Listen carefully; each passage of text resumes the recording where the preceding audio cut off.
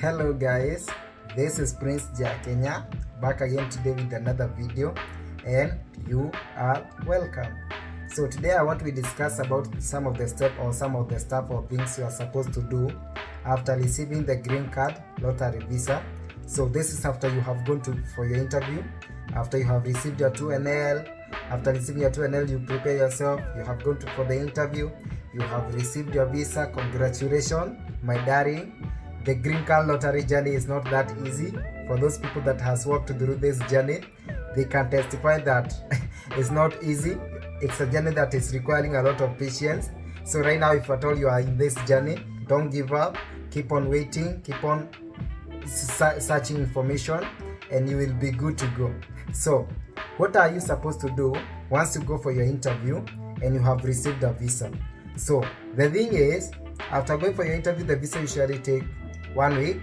The visa usually take 1 week for those people that are in Kenya. I don't know about the other embassies in the other countries, but I think even in other countries it usually take 1 week.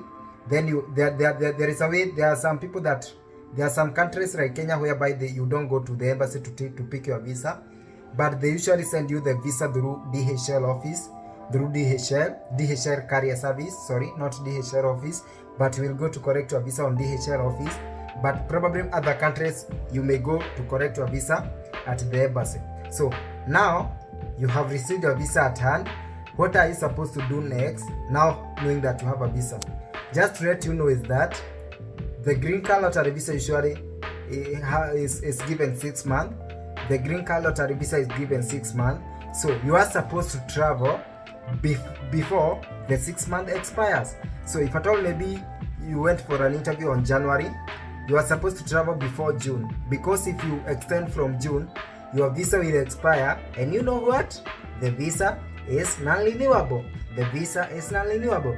So my advice and my greatest advice is, once you receive your visa, just make yourself, by the way, plan yourself to fly out before even the visa expires. And the reason to why I'm advising you to travel before those 6 months, try your best to travel as soon as possible once you receive your visa, is because unexpected usually comes. Like for those people who won their DV lottery, sorry to remember the moment back in 2020. So some of them went for the interview, they received their visa. Due to one reason or another, they had to wait maybe to travel maybe after 4 months, 5 months. But you know what? The unexpected came. So COVID-19 came. The flights were cancelled and the flights were closed. There was no any flight to any country. A lot of countries, they're like coming from Kenya, the flights to America were closed. So those people just kept their visa. Their visa expired, and I have told you that the visa is non-renewable. What do you expect will happen to those people? Some of them up to date, they are still in Kenya. So my advice is, if at all you know you have financial, you have money, try your best, by the way, to book the flight even as quick as possible. As quick as possible, try your best to book the flight and relocate over here in America. By the way, and a good thing is that while booking for your flight, you don't book two and fro or two way. You just book one way, because you are not coming to go back soon. So for the people that usually ask themselves, do I book the two and fro ticket, or just one way? The correct answer is one way, because you are not coming to go back. Maybe if at all you will go back later, whereby don't worry about booking two and fro. Just book one way. And another thing to do the research about the cheaper flights. It depends with the season, and it depends with the type of airline you are using. So it's good, even if you don't have a lot of money to book for the air flight, try to do some research on Google. Try to ask this expert, but don't give anybody money, by the way, to book your flight unless you know the person very well. Don't trust anybody with your money. But the thing is, do yourself a research of the cheaper flights that they are flying to the state that you want. And you might be lucky to get a cheaper flight from a good deal as from $700, $750. That is from 60 something thousand, 70 something thousand, 80 something thousand. Don't just stay there hoping and thinking that the only flights that are there is over 100,000. And the way the more you are staying there, the more you are draining yourself. The more you are draining yourself, the more you are risking yourself for your visa. The more the days for your visa to expire are keeping on going. So After receiving your visa, try your best, my darling, to book a flight as soon as you can. Be communicating with your host, because host is very vital and a very important person by the way once you come here in America. So unless there is communication between you and your host, your life will start with a wrong way, or with miserable. So try your best to be communicating with your host, because host is the one that's gonna make this journey of relocation easier or harder. Because if you have miscommunication between you and your host, you might end up staying longer back there in your country, expecting maybe to get the feedback or go ahead from your host. Whereas maybe you can come here, and when I say communicate with your host, I mean this way. Probably you have kids, probably you have yes, you don't have enough money, probably maybe there is a way you can talk with your host and tell, maybe even tell your host, maybe give me time, I want to find this, and maybe that thing you are thinking that is holding you back in your country is not that important. Sometimes it's good to let your host know that I am this way and I'm coming this way, but if at all you can allow me to come the way I am, maybe if at all I don't have enough money to do this, or I don't have that, or I even don't have any pocket money, I will come and look for a job, and once I get a job, I will support in house stuff, or in the budget of the house, or stuff like that. So communication with the host is very important from once you received your visa. Even by the way, even before you received your visa, you are supposed to be talking with your host, but once you receive your visa, that is even where you and your host are supposed to be in touch most than any other time, because host will help your relocation journey to be easier. So after talking with your host, and maybe you have planned with your host, and your host have told you that he is ready and he can wait for you on a certain day, the next thing is to book your flight. And thing that I have forgotten, before you book your flight, you are supposed to pay for your green card ID. So by the way, even there is an instruction and a white paper that you'll be given on the embassy. As I told you in my interview experience video, is that you will be given two papers. One is for congratulations, which is a green paper, and another one is a white paper to guide you how to pay your green card. By the way, try your best to pay your green card back there in your country, unless you don't have any money. And if you don't have any money, just come the way you are, you're gonna pay it here. But be patient and be ready to wait once you come and pay it here. But if at all you have some money, it is only $220 US. So pay it back there, because the moment that you will come and clear with the point of entry, they will start to process your green card the same day or the following day. But once you come to pay it here, the day that you will pay, that is the day that it will count for you, and that is the day that they will start to process your green card. So after you pay your green card, now book your flight. But even before booking your flight, I forgot another important thing. Try to carry all your documents. Try to plan yourself.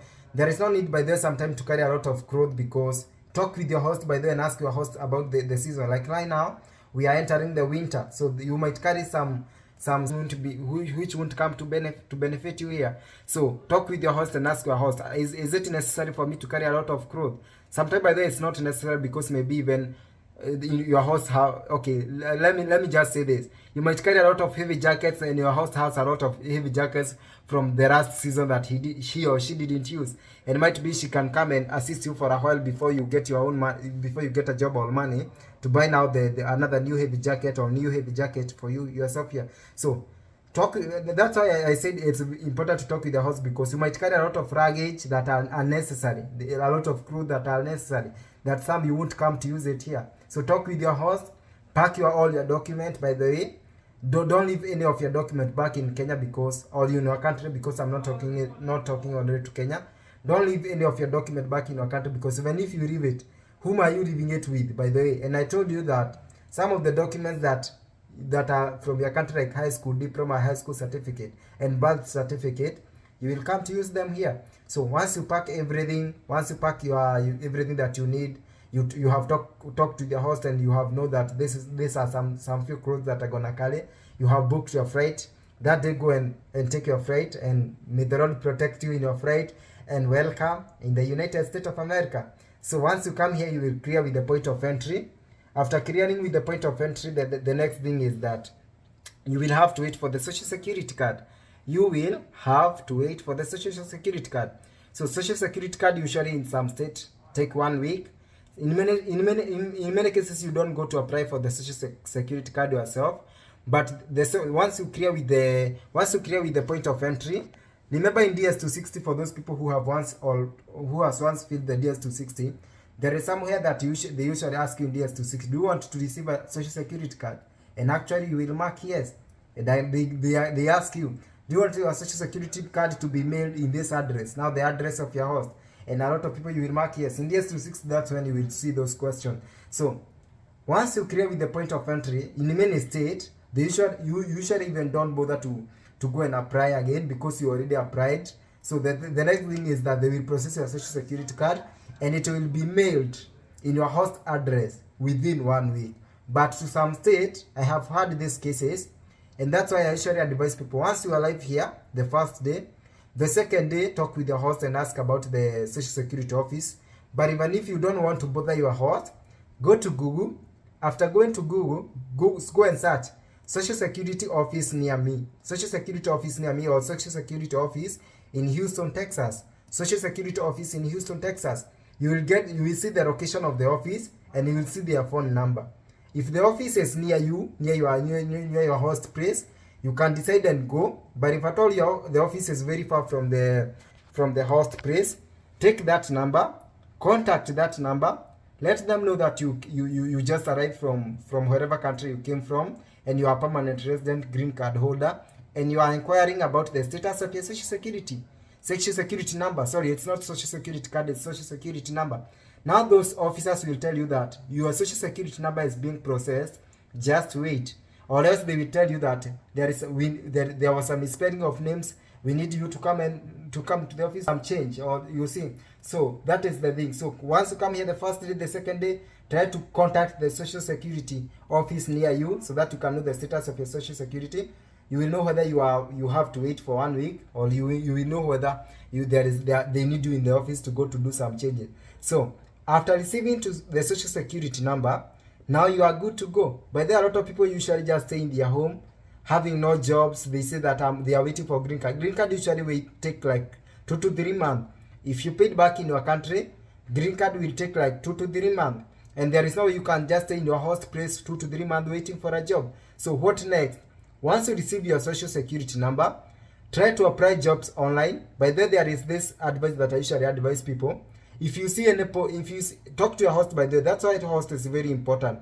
Because your host is the one that knows the state and the place that you'll be living well. It might be while driving, he or she usually see a lot of places with a post for we are hiring. So your host can tend to take you to those places to apply in person. But remember, I'm telling you where you only have the social security and passport. But if at all your host is even busy, go to Google the hiring agency. Sorry, this is the term. Employment hiring agencies near me, or employment hiring agencies. Put the name of the location of the place you will be. Employment hiring agencies in Houston, employment hiring agencies in Dallas, in Seattle, or wherever. Once you pick the number of the location, if at all you can go to yourself to the location, go to the office direct. Just carry your social security and carry your social security and carry your passport. So go to the office if at all the office is near. If at all the office is not near, you can just contact them and inquire about the jobs opportunities they have. You know, the reason why I'm telling you this is because getting a jobs from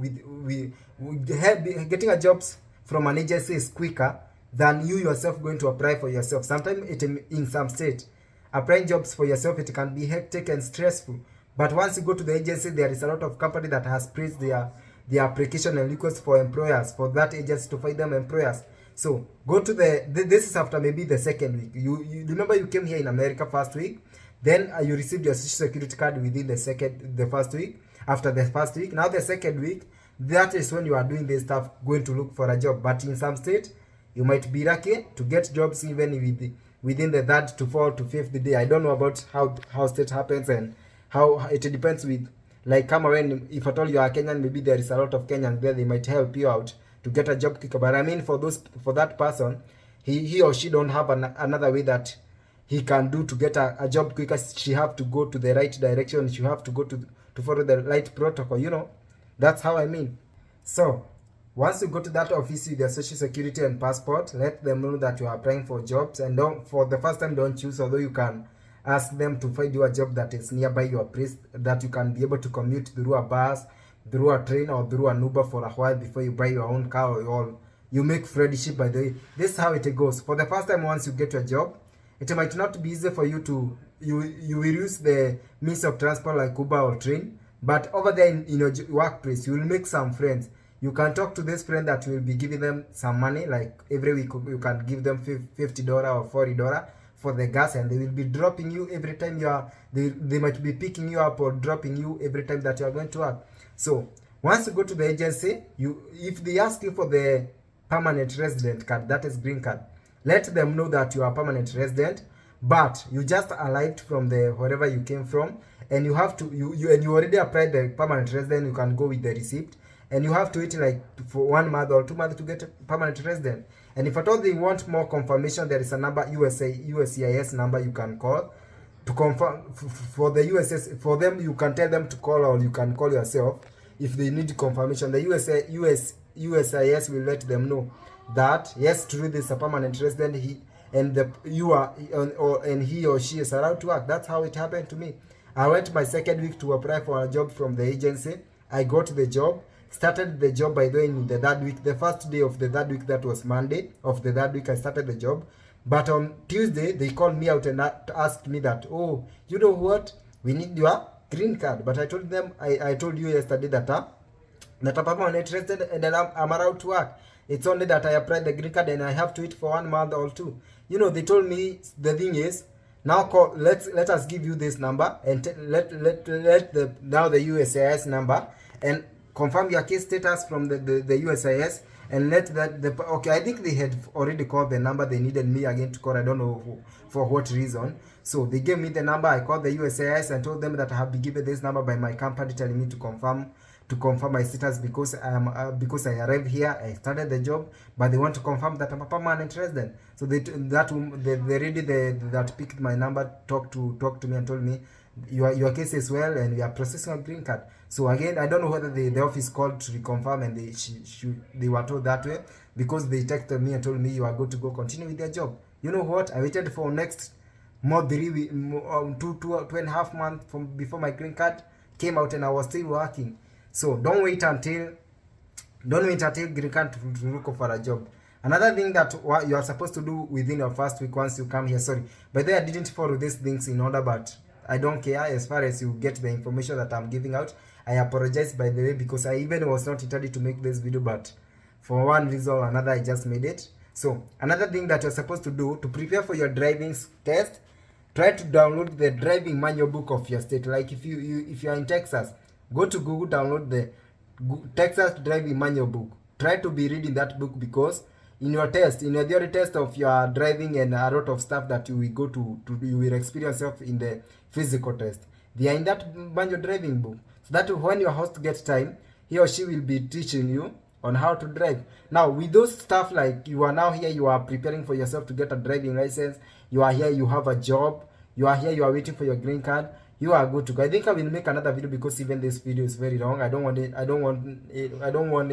to be longer, to be so long, but I will make another video to explain even the steps after that. So may God bless you, may God be with you. I apologize for this video because I know I have mixed up myself, but the good thing is that you have gotten the information that I was intending you to get. So bye bye and see you later. Please subscribe if at all you know you haven't subscribed. See you later. God bless you.